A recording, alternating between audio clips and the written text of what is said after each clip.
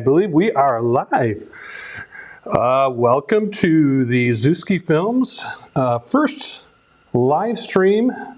Well, actually, I think we did some test live streams a couple times with my brother, but this is the first one in real time. We're not sending it private, so welcome to the live stream. I'm enjoying a nice holiday beer from New Holland, which is a local beer. Yeah, it's very cold here. We are in Michigan, Allendale, Michigan. It's fairly cold. I don't know if you can see my breath. I also have the space heater on right now, but yeah, we're going to muddle through it. If we decide we want to go on a motorcycle ride, I do have my handlebar muffs with me. So we can throw those on either the Forza or the BMW or one of the other two bikes and go off for a ride. Yeah, so bear with me. This is my first live stream, so it feels a little bit rough. And the whole point of today is to really just do a live stream before the end of the year. I wanted to do other videos that I had on my list. I just didn't get around to it.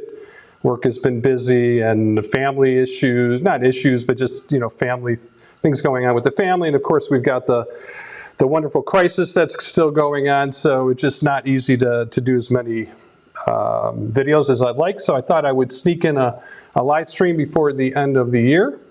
And this is it. So again, welcome to the live stream. And if you have any questions, please put a comment into the chat area or put a question into the chat area. And I'm going to do my best to get to those questions. I believe the chat is on. If somebody can just put in a quick comment or question, or just to say, hey, it's working, then yep, I'll be feeling better about the fact that everything is working. So yep, I am here in my garage. I had to clear out the cars. My wife, usually takes up the left side of the garage. I had to put her car outside just for this live stream. Wanted to take this opportunity to show you what's in my garage in terms of motorcycles. I've had people ask me during some of the videos or questions from the videos I've made on what are some of the bikes behind the scenes or behind the camera. You can sometimes get a glimpse of that. So, yep, I thought this might be a good reason or good subject for this live stream. Also, we're finishing up 2020. Excuse me, didn't get through all the videos I wanted to make, so I also wanted to go and run through all of the videos I have scheduled for 2021. And of course, I'd love to hear feedback from the audience, from my viewers and subscribers, to say, you know, what they like, what they don't like. So when I go through the list, yeah, again, feel free to put a comment. If the topics I have listed for next year are good, or if you'd like to see other ones, again, they're going to be based on the bikes that I do have. And then I'm also planning to sort of go through I don't know, not a renovation, but I just wanted to get my garage in order too. So as we take the tour of the bikes today, you'll get a glimpse of what's going on in the garage. And I've got some plans to sort of organize things a little bit better. Because I am dealing with only half of the garage, I'm very limited in space. So yeah, you've really got to have things in order and be able to access things easily. Obviously, that's the whole point of organizing a garage. But so yeah, I think the other part of it is to let people see what the garage looks like today, and then as we make the improvements over the next few months, I'm suspecting that we should be finished sometime around the spring, ready for the bike season, for the riding season. And yeah, you'll have a chance to to see what that looks like as we progress through it. So my wife just sent me a comment. Thank you, Chanthima Chamazuski. Wow, what a long name. You can call her Om. That's what we do. Most people in Thailand have a nickname, and obviously my wife is from Thailand, so her nickname is Om, A-O-M, not O-H-M, which a lot of people will write, but it's pronounced the same way. So we're not Thai language snobs here, or Thai pronunciation snobs. So yeah. So thanks to my wife, my dear, for putting that comment in, because now I know that it is working. And great. So yeah, as I mentioned, we are in Allendale, Michigan. So that is, I'm not originally from Michigan. I know people will do the hand and say where. So Detroit is around here, and Grand Rapids is around here. So we're just west of Grand Rapids, sort of right in between Grand Rapids and Lake Michigan. And Allendale is probably known for Grand Valley State University, and we live right down the street from there. It's quite chilly. I think it's about 35 degrees right now here, and tonight will probably get into the 20s. That is Fahrenheit, not centigrade. So yeah, it's a chilly night, but I've got the space heater on. I've got a beer. So I think we'll manage through it. But for me personally, I don't let the winter get in the way of riding. I love riding the motorbike, and I like to rotate through all of them. I will go through, as I'm introducing each of the motorcycles that I have, I'll kind of give you some background on why I chose the bike and what the purpose is. My wife is not entirely happy that I have 3 motorcycles here. We have also 2 in Thailand as well, but I'm going to show you her bike. So that's going to be the 4th bike that I'll be showing today. But that bike is on the chop block, so to speak. So we're looking to sell it. Because it's my wife's bike, and she doesn't like to ride unless it's 90 degrees or higher, because she just gets the chill. So she never really rides it, and we're going to be looking to sell it up. We've been actually trying to sell it for the last year, but unfortunately we haven't been able to sell it. So okay, what else here? Let me just grab a sip of my beer.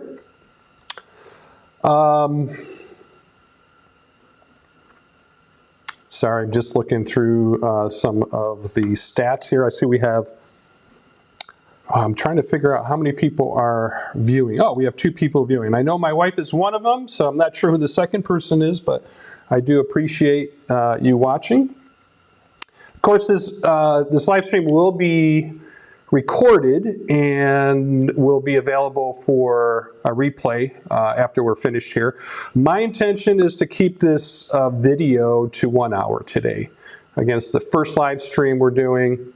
I didn't really expect to have a lot of people on there. I did. Okay, my wife is asking me, can she share on Facebook? Absolutely. So at this point, I'll do anything to get more members to watch. But again, the intention was that I didn't think we're going to get a lot of people watching. Number one, I don't have that many subscribers. But the subscribers that I do have are fairly engaged. They do like to make a lot of comments, suggestions, ask questions, things like that. So the whole point of doing this is that we're going to do more of them. So this is our first one. I didn't expect a lot of people to show up, but that's fine. I wanted to get the lighting figure out, where to put the camera. It's, again, not a great month to be doing this in January in Michigan, but it is what it is. And I wanted to sneak this live stream in before the end of the year. So, okay, if I start to repeat myself, please let me know, because I tend to do that sometimes. But as I mentioned, I wanted to keep it to an hour today. Again, not expecting a lot of people. So Normally, I think what drives these live streams, or at least the length of the video, is the number of questions that you'll be asked. So if and when we get to that point where this channel gets a lot more viewers and the questions are coming in, then we'll certainly extend the time. But again, today I think we're just going to limit to an hour. And I've got a couple things I wanted to cover. Number one was introducing my bikes to our viewers and subscribers. And then the second thing is to go through the videos for 2021. Okay, I know I've said that before, but again, just wanted to reiterate that. And thanks for reminding me not to repeat myself. All right, what else? What other housekeeping items do I have? Let's see here. Nope, I think that is it. Okay, so maybe what I'd like to do is just to give you a sort of a wide angle shot of the garage. What I'm going to do is I'm going to plug in or tap into my my Ring camera. So I do have a Ring camera around in the house in several locations, one in the garage. Obviously, I've got a lot of stuff in the garage that I'm trying to protect, so we have a camera in here. And what I can do is sort of plug into that through this app here. So let me see if I can connect. Oh, sorry. Let's see, go over to Ring and go to live mode. Okay, and let me switch our screen to the Ring camera.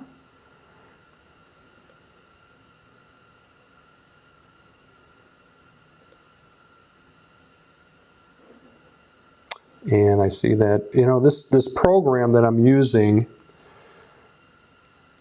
you set everything up, you turn everything on, you set it up, and then when you're finished and you've checked everything out, normally you would expect when you reopen the program, everything kind of reverts to what the settings were before you left. Unfortunately here, it doesn't. So here, I've got to click back into the camera, the Ring camera, but here you can see the Ring camera is there in the back, but I have a nice wide angle view of the garage, and that's sitting up on a shelf. So if you're going to come in and steal anything, you want to go to the back of the garage, and the camera's sitting on the shelf. So, but hopefully I'll have a video of you trying to do that. So I don't know. I'm from Chicago. Let me revert back here.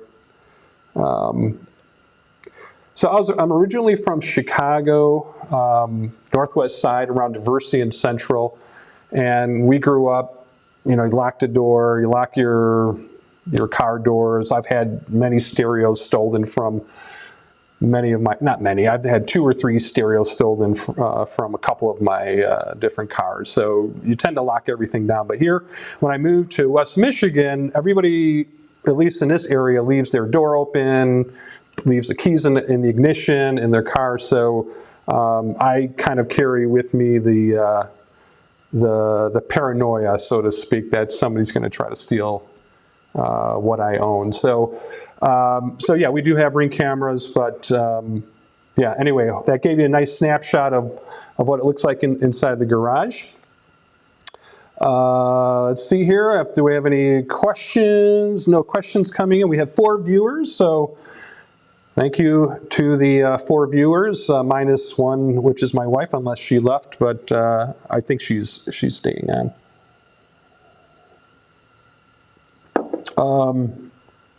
So yeah, that's sort of a wide angle of the garage. Let's see what I'd like to do now. I guess let me jump into giving you a tour of the different bikes that we have. Again, not all of them are mine. 3 of them are mine. 1 is my wife, but I take it back. I said we had 4 bikes. Let me see. 1, 2, 3. I can't even count. 1, 2, 3, 4, 5. Oh, you know why? I didn't really count my project bike. So anyway, why don't we just go through the tour right now? Let me go back to my portable camera here. All right, let's see if this works. Again, I have to restart. All right, let's see here. Let me mute the audio on the camera. But now what I'm going to do is I'm just going to kind of walk around the different bikes that I own. Again, not all of them are mine. Oops, sorry about that. I'm all thumbs here. Let's try this again. Okay. All right, so here we go. Let's start with the first one. You know what I wanted to do is I did want to give you a little background on how I got started into riding motorcycles. I'll do that after I go through the tour. But back in 2016, we bought a Honda Forza in Thailand, and it's black, and it actually was a 2014, so we got a good price on it. And I love that scooter. It's technically a scooter. It's a they call it a 300cc, but it's actually a 270 or 279cc. But it's a single cylinder. It's a thumper. It's an automatic. It's got a CVT transmission, so there's no gears that you have to run through. I love that bike so much that when we came back to home here in Michigan, I went and looked for one, and they're not that easy to find, especially here in West Michigan, but I did find one at Fox Motorsports. So this is the one. This is a 2015 Honda Forza, again 279, same motor as the one in Thailand, 279cc. They call it a Honda Forza 300. Other than the color, the one in Thailand is black, this one is red. Other than the color, the only other difference that I noticed was that this 2016 has an emergency, or a parking brake, sorry, not emergency brake, but a parking brake. The one in Thailand does not have that. So this was the first motorbike I bought, and let's say since I was a kid or in high school. And again, riding in Thailand, it just kind of reminded me how much I loved riding, so I really wanted to get back into it, and then purchased one in Thailand, and again one here. This is a great scooter. It's depending on your size in Thailand, I think a lot of people are maybe a little bit smaller, so this tends to be too big of a bike, but for me it's perfect. I'm 6'2", 100 kilograms more or less. Probably more than less, but yeah, this is great. If you've seen my videos, I've gotten this thing up to about 87 miles per hour. I think that's 144, 145 kilometers per hour. But yeah, I love that one in Thailand so much that I bought this one. The problem at the time was that my wife was arguing with me, saying I shouldn't buy this scooter because it probably is too small and I'll probably want another bike. And I said, nah, this thing is going to be perfect. I can just jump on it, go wherever I want to, do it, get on quickly. I probably don't want to ride it on the expressway for too long of a period because of you're getting close to the red line when you're going up 70, 75 miles per hour. But so I said, no, this would be perfect for me. Of course, after really getting back into bikes and watching lots of YouTube videos, I decided, well, I saw lots of other bike options that I said, you know what, I really would like a long distance bike. I watched the Long Way Round series with Ewan McGregor and Charlie, I can't remember his last name, but they've had they've had 3 different series. The most recent one was on electric bikes in South America, coming up through South America, through Central America, Mexico, and into LA. So if you haven't seen those series, you definitely should check it out. But they've done 3 different series over, 2 decades, something like that. And the bike they rode in the first one, the series that I was watching back in 2016, was a BMW R1200 GS. And so I watched that series and I said, I would love to go on a long distance trip. Alaska seemed like a logical choice to travel, somewhere, a long distance travel. So I had to convince my wife that I needed this bike. It wasn't easy, but I put the old Chamazuski charm on her, and she finally submitted. So picked this bike up. This is a 2016 Bmw R 1200 GS Adventure. And got it from BMW Grand Rapids. They're a great dealership. They have great service. I think it's family run. Went from the father, I think, to the daughter recently. But yeah, they're a great bunch of folks. It's not cheap to have all the maintenance done there. So again, you'll see many of my videos where I'm doing the maintenance myself, and trying to save a few bucks, and you can certainly do that. So the videos that I tend to do are the ones that I really can't find online, or either they're not very complete, not very thorough. So if that's the case, then I go ahead and put one together myself. But yeah, I've done a lot of mods, not a lot of mods, several mods on them, and, on this bike, and I think this will be one of the future videos that I do on where I talk about what those mods were, and obviously you can see the case in the back. I also put this taller windshield up in front, but it's an excellent bike. It only has about 12,500 miles. The Honda Forza has about 5,500 miles. So yeah, my intention was to take this to Alaska. And I wanted to do it in 2019, last year. But I changed jobs in the beginning of 2019 and didn't feel like I could take 3 to 4 weeks off, so I decided to postpone it to this year. And of course, we all know what happened this year with the pandemic. So it's almost feeling like it's not going to happen, but it will happen. It's got to happen. I bought the bike, so I've got to make the trip, right? So yeah, I'm patient. I've done a lot of planning. You can see one of the mods or upgrades I did was on the seat. So I purchased these seats. I can't remember now what the company was, but again, I'll cover that in the future video where I talk about all the modifications and upgrades that I've made. But so yeah, this was purchased in 2016. Again, a great bike. The Boxer engine, I think you either love it or you hate it. It does sound a little bit noisy. Some people say it sounds like a can of bolts rattling around on the inside, but yeah, I absolutely love this bike.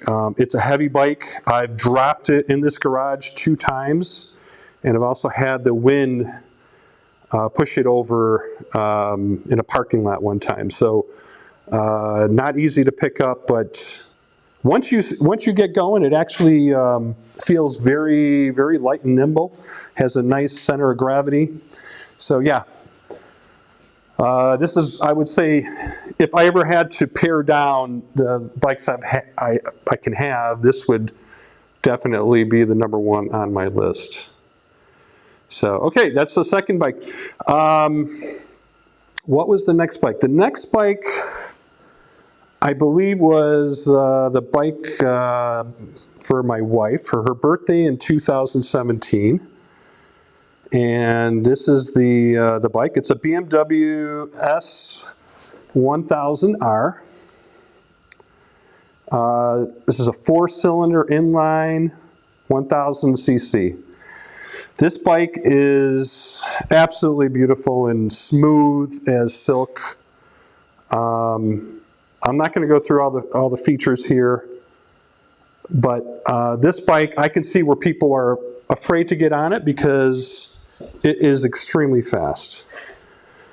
Extremely fast. I know it's not the fastest bike or street bike that's out there, but if you are a beginner driver, or a rider, this is not the first bike that you want to get. So again, my wife, my idea was that we'd have a little gang between my wife and myself. She looked at different bikes. I think this was the one that really caught her eye, and yeah, it's a fantastic bike. We are looking to sell it. We put it on CycleTrader last year, or this year actually, a couple different times, got close, but it's kind of weird. People really don't want to pay a lot of money for a used motorcycle. I don't know why. This thing only has 1,100 miles on it though. So it's about 3 years old, only 1,100 miles. I do take all of these bikes and I take it out, stretch their legs every 2 to 3 months, even in the winter. If I have to wait until the snow is gone, ice is gone. I don't like to ride when there's salt, so if there's a lot of salt or dry salt on the streets, I won't take it out either. But yeah, you'll probably, if you're in the market for S1000R that's well maintained, this is a great bike. My wife really didn't want to take anything less than 11,000, but I think this coming year we'll probably entertain offers between 10,500 and 11,000. But again, I don't know. It's I don't think it's an easy time to sell things. So to be honest, we're not super motivated to sell it, so we can wait. But I know and realize that the longer we wait, the less we'll probably get for it. But again, absolutely beautiful bike. I would turn it on and let you hear it, but I've got the space heater on right now and I don't want to open up the garage door. So if you are interested in this bike, let me know. I'll be happy to send you some personal, videos just for to answer any questions you might have, or if you want to look at something specific. But okay, let's jump over to the next bike. This is the next one. I was looking for a project bike. Again, I love the BMW brand. I love the old boxer engines, so I picked up this BMW R100/7. And I bought this in Pittsburgh. I flew over there. It was a one-way ticket. And brought my helmet with me. I paid around $3,000 or $3,200 for this bike. It was burning oil, but the owner said, it drives well after it warms up. The oil, you don't really see a lot of oil burning. So yeah, I went there. I went out for about 10 or 15 minutes, drove it around, took the cash out, gave me the receipt, went back to the bike, and I noticed there was fuel leaking from the left carburetor on the other side of the bike. So of course that's the way it goes. You just hand over the money and it starts leaking. So figured out it was just an old hose that was cracked at the connector, at the valve, the manual valve to turn on the fuel. And so I went to an Advanced Auto Parts, or one of the auto part stores, and I bought a hose that didn't really fit. It was a little bit too large, but I bought a clamp, clamped it down, and it was fine. Then I took it on the expressway. I figured it'd take me about 10 to 11 hours on the expressway to get home from Pittsburgh to Grand Rapids, Michigan. And I got on the expressway, got off to get gas, and saw the whole back end was full of oil. I couldn't figure out what was going on. Eventually I realized it was a leak in the final drive. So I ended up driving on country roads because I noticed that if I drove 55 miles per hour or slower, it didn't really start spitting out fluid. But this thing, I've done a lot of different repair. It basically leaked from every orifice, and I'll go through that in a future video too. You'll see that on the list that I have for future BMW R100 videos. Okay, to the last bike. This is a KTM. This is a 2017 KTM 690 Enduro R. Or is this KTM Enduro 690R? Anyway, my idea with picking up this bike, and I bought this one used, the idea of getting this bike was to have something a little bit smaller, a little bit lighter, that I can take off-road and be, actively ride this on the off-road. Because the BMW is great. I know you can take it off-road. I'm not that skilled of a driver, and it's fairly heavy. If I get into any sort of sandy roads, or a lot of, either wet dirt or a lot of dirt, I'm not sure my skills are good enough to get me out. So the idea was to pick this up and really start learning how to drive off-road and eventually drive the TAT, which is a Trans-American Trail that goes from the East Coast all the way to the West Coast. And Again, I'm going to cover some of the things I want to do with this bike in future videos, but yeah, and I'm also going to cover buying new versus used. I bought this used, and after wanting to convert this back to an off-road bike, because whoever bought this KTM, it was originally sold as a 690 Enduro R. They had to go and convert it to Supermoto. So if you see the tires, you can see these are street tires.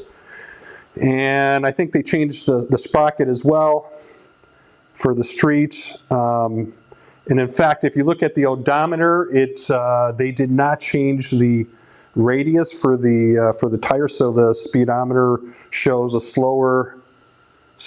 faster speed than you actually are going. So there's a few things I have to do, but I'm basically converting this back to an off-road. So after thinking I got a deal for this, because you know, I obviously got it cheaper than what a new one costs, but after buying tires and rims and chains and whatnot, I'm not sure that was the wisest move. I should have just bit the bullet and purchased a new one. But part of that also was justifying it to my wife that I didn't buy a new bike, I bought a used bike. But anyway, this is a single cylinder 690cc. This is another thumper. This thing is just awesome. It's got a lot of torque, a lot of power. I'm really looking forward to getting this thing off-road. But I've done a few upgrades on this as well. But it's yeah, it rides great. I've already had a problem with one of the oil filter covers. I stripped the bolt and got myself into a nasty mess with that. So I'm going to cover that in a future video, but I eventually got that repaired. It took, you know, I've tried different things. Let me see if I can show that to you. Right there. So this bike has 2 oil filters, and if you see the right-hand side bolt, that's actually now a stud that's threaded into the body. So anyway, I'll cover that in a future video. But yeah, that is bike number 4, number 3 of ones that I actively drive. But looking at the rest of the garage, there's the workbench. Bought this table at Sears and the Craftsman tool chest. I'm sad to see that Sears is no longer selling Craftsman, or at least Sears is not around here anymore. So it's a shame, because it's a great brand. It's been around for a long time, but I'm not an expert on tools by any means. But it seemed like once I bought it from the Sears here a few years ago, they ended up closing. But then I have I've got a rack here full of parts and different things. But yeah, this is the garage that I really want to get into shape and organize. So yeah, you'll see what it looks like now. And if you have any ideas or suggestions, by all means, please do send that over, because I am in the market for doing a garage makeover. Okay. Let's go back to the main screen. All right, let's see. Got a few comments in here. Hello, Cheesy Peanut from Thailand. Appreciate that. Also, I don't know, I can't pronounce a Thai visitor or Thai comment, but they did write something in English. Stay home, stay home. I am at home. I'm in the garage at home. I'm not sure if they meant I shouldn't be going out because of COVID or whatnot, but anyway, yeah, thanks for the comments. Let's see. What else do I have on the agenda? Because we don't have many questions right now. Oh, I did want to talk about a little bit about how I got started into motorbikes. back in Chicago, I think I was around 12 or 13, northwest side of Chicago. My brother, my first older brother, Mike, bought a Honda 125, and it was one of the kickstart bikes. I think he bought it, it was like 1982 or 83, but it was about 10 years old, so it was probably a Honda vintage of like 1971, 72, 73, something like that. But it was a small bike. It was a kickstart that never seemed to work. We always had to push it down the alley and then pop the clutch to get it going. But he bought that thing. We would ride it up and down the alley, sometimes into the schoolyard across the street from where we lived. It was, I'm pretty sure it was street legal, but we just never got a registration and a plate for it. So we just pretty much ran it up and down the alleys. So after a while, I think my brother wanted to buy something else, so he offered it to me for, I don't know, it was about 100 or just under $100, and I bought it from him. And quite honestly, I can't remember what happened after that. I don't know how I got rid of it, if we sold it or I sold it to someone, but I absolutely remember that feeling of getting on the bike, and it's like riding a bike, except you have an engine to go. And of course, you can hurt yourself, and there's lots of close calls when you're first riding, but that feeling, that was absolutely fantastic feeling of riding a motorbike. That later in my life, I never really thought about riding a bike as I started a family and started working and had maybe a little bit of money to spend. Maybe once in a while I'd see a Harley Davidson, a Chop or something that looked interesting, but I absolutely remember that feeling when I rode a scooter in Thailand. So it took a couple years. Om and I got married in 2014. I had visited her starting in September 2013. But for some reason, they wouldn't let me ride the scooter. I didn't really push it either. But I didn't really think about it until maybe I think it was 2015, where I said, I'd really like to get back on a scooter. Everybody in Thailand has a scooter. I can always borrow her parents or her scooter in Thailand, but it seemed a little bit small. They're usually 100cc or 125cc. So we went to a Honda dealership. I was looking at a smaller, like a Honda Wave, something around 125cc, maybe 150cc, but I then saw the Honda Forza, and it looked like a large scooter, but it nevertheless was a scooter. So I jumped on that. Absolutely loved it. All the feelings of being a kid came back to me. So once you get that feeling and that itch to drive, and you want to ride all the time. And of course, in Thailand, because the weather is better, it's warmer year round. They do have rainy seasons, but it's not like here in Michigan, where you've got winter season, and lots of folks tend to not ride during the winter season. But once you get that itch, it's just, you want to ride. And I bought one in Thailand, then bought one here, and then bought a second one and a third one. So yeah, it maybe is a little ridiculous to buy so many bikes. I probably should pare it down at some point.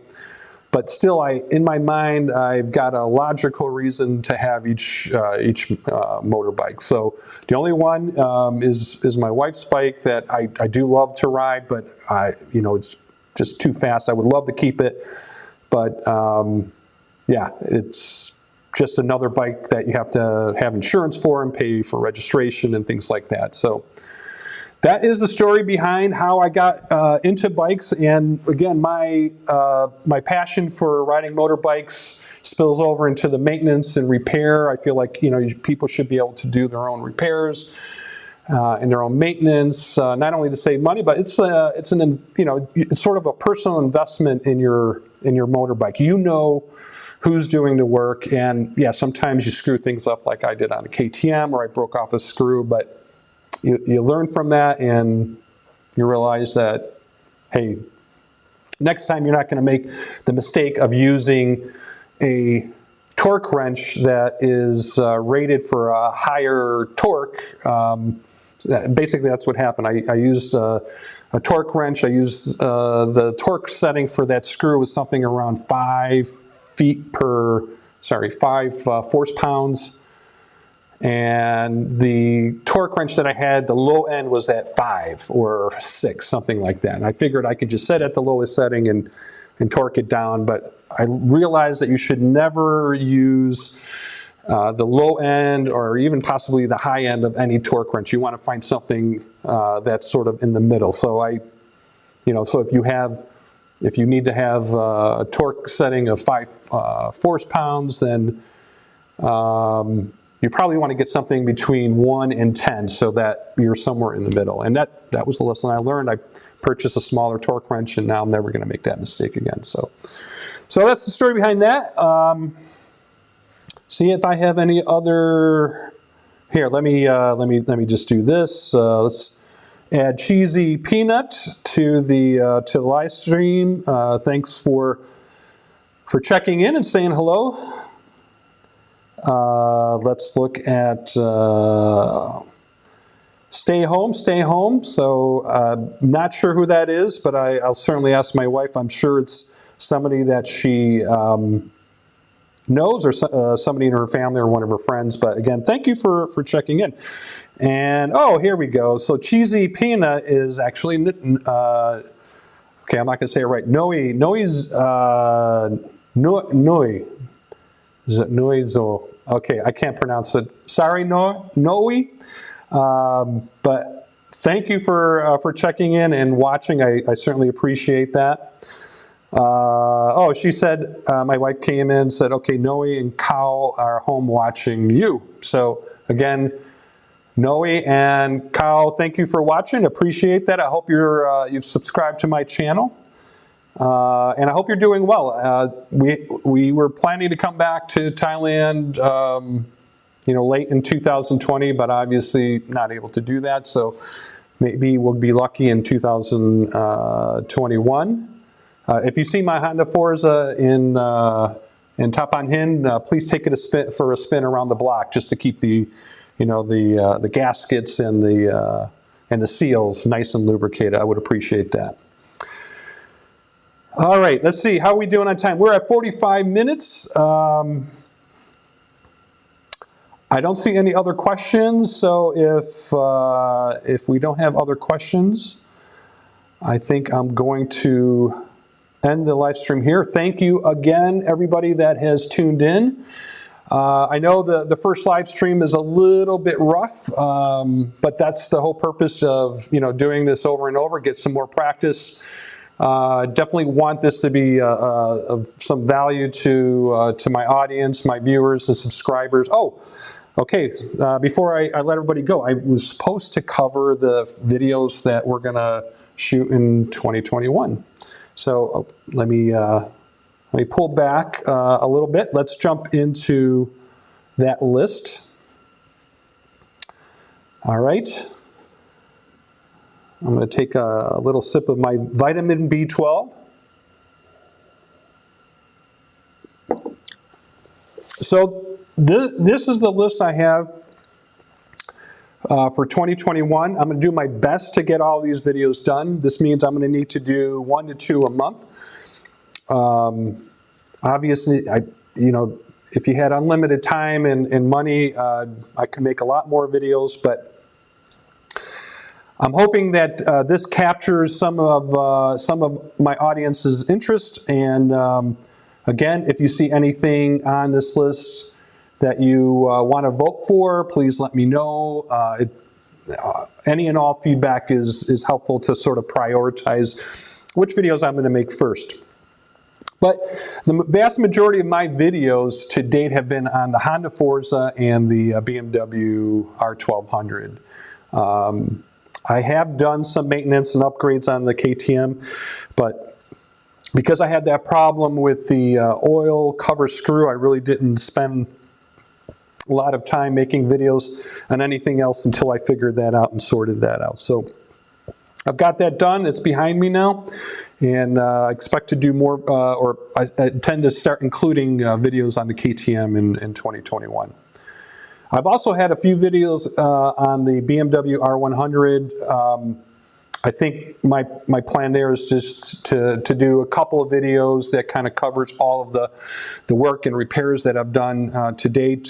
Some of the videos I've done on that bike so far in the last couple years have been just some basic things like changing out the, what was it, the brake, the master cylinder, and I think I had a clutch issue, but I've done actually quite a bit of work on that, so I will definitely cover that in 2021. For the Honda Forza, I'm going to do a 5,000 mile review and kind of go over all the modifications I've done to it. Somebody has asked for a rear drive oil change. That looks pretty simple, so I think I can get that out fairly quickly. Somebody's also asked how to remove the body panels. I think people like to put the spray, what do you call it? Not the sticker, it's a, I don't know if it's a laminate, but you basically spray on, instead of painting, you spray this plastic film that dries, that could be peeled off, but it adheres fairly quickly. But you need to remove all the body panels in order to spray paint that, or spray it with this film.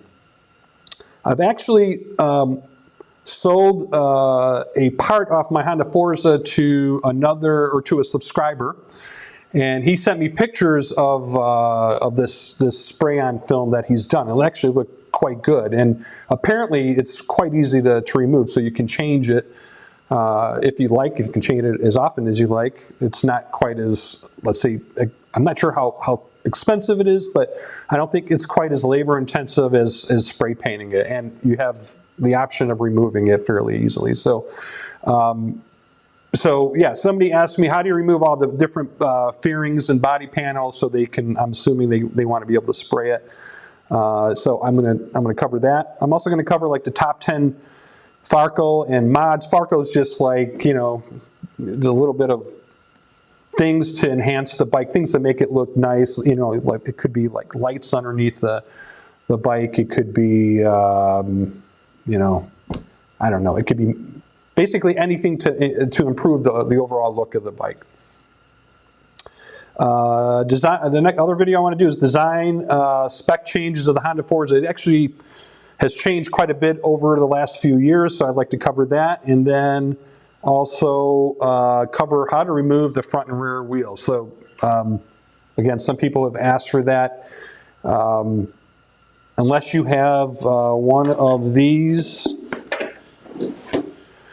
service manuals, let me see if you can see that. So this is a service manual that I bought, I think for $20 or $30, but it's actually quite good. It has a lot of illustrations in it. So some things might seem obvious. The front wheel is fairly obvious, but the rear wheel, you have to take a lot of things apart. So yep, somebody has asked for that, so I, again, can do that fairly quickly. On the BMW R1200, I want to do a valve clearance check and adjustment using the shims. So I've done this video on the Honda Forza this year already.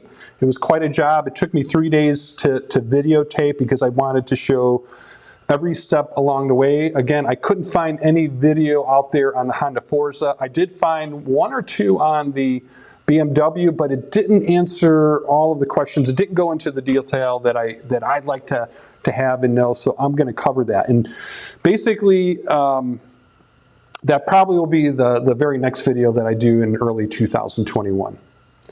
Also going to do a 12,000 mile review with the mods and changes that I've done so far. I've also installed the skiing tail light. It's a safety light, so when you hit the brake light, instead of the tail light just flashing red, it actually will blink, and you can actually have it, you know, blink different ways. So I've seen a installation video of somebody who's actually installed it and showing the brakes, how they operate after the installation, but didn't really see a good video on going through the entire installation process. So I've already had that installed, but I'm kind of going to recreate that installation process so other people, if they're interested, can install one themselves. Again, it looks like a daunting job, but it's actually not that bad once you get into it. I'm gonna also do the front and rear wheel removal. It's not a big deal, but again, just to have it out there. I didn't really see a lot of detailed videos on how to do that, so that'll be one. Oil and filter change. There's a lot of videos out there, but again, maybe not as detailed as I'd like, so I'll do one myself. For the KTM, I'm gonna do the model review with the modifications I made. I'll talk about buying used versus new, and then also go through the Supermoto to off-road conversion, and then planning to take it off-road this year, or let's say in 2021. So I'm gonna videotape that and show you what that looks like for a first timer. So thought that might be interesting. And then I have the list here for the BMW R100 as well. So yeah, again, if you see anything on here that you like, please send me a note, not only today, but if you watch this replay, just to kind of give me a sense of what you'd like to see, and I'll definitely take that into consideration in prioritizing what videos I do first. Okay, I think that is it. We are at 52 minutes. I don't see any other questions coming in, so again, thanks to everybody, all 5 people that have tuned in tonight. Appreciate it very, very much. If you haven't subscribed already, please do so, because when you subscribe and you hit the bell icon, you'll be the first kid on your block to be notified that Zewski Films has released a video. So be sure to subscribe. I certainly appreciate it. And the more subscribers I have, what benefit do I get? Yes, I do monetize my videos. I know that it could be a pain in the ass to have to watch ads or turn off the ads as they play through, but it does help sort of fund the videos I want to do. There's some sometimes there's special tools or things that I need, or camera equipment that I don't mind. I've had a lot of equipment myself. I don't mind investing a little bit more money, but it helps offset some of those costs. So when people subscribe and they watch the videos and they engage with comments and hit the like button, things like that, YouTube's algorithm will tend to present my videos to more people in YouTube world. So it's a small thing to subscribe. It helps the channel out, and it's going to certainly help me create more videos for you folks out there. And again, I enjoy doing this. I'm not going to lie about it. Sometimes it does take a little bit of work, but once you're finished and you've got a finished product and you send it out there, and you get a few comments where people say, hey, this is a great video. It's really helped me save a lot of time. Because that's happened to me too. I've had things I wanted to do and looked up YouTube video, and you find one out there, and it might not be related to a bike. It might be something related to something else, but I certainly appreciate that. So I tend to subscribe to those people just to help them out in that small way. So I appreciate it too if you're able to do that. It's not a big deal. I know not everybody that watches my videos might not even be registered with YouTube. You might not even have an account. So I know it could be a little bit of work, and I understand if you don't want to do it, but just so you know, it does help out the channel, and it's certainly appreciated. So thank you again if you are a subscriber, and if you're a future subscriber. It's much appreciated. Okay, that is it. I hope everybody has a safe and happy and wonderful holiday.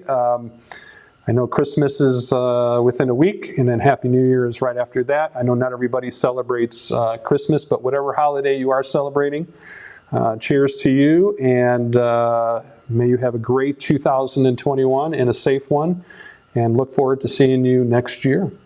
Thank you.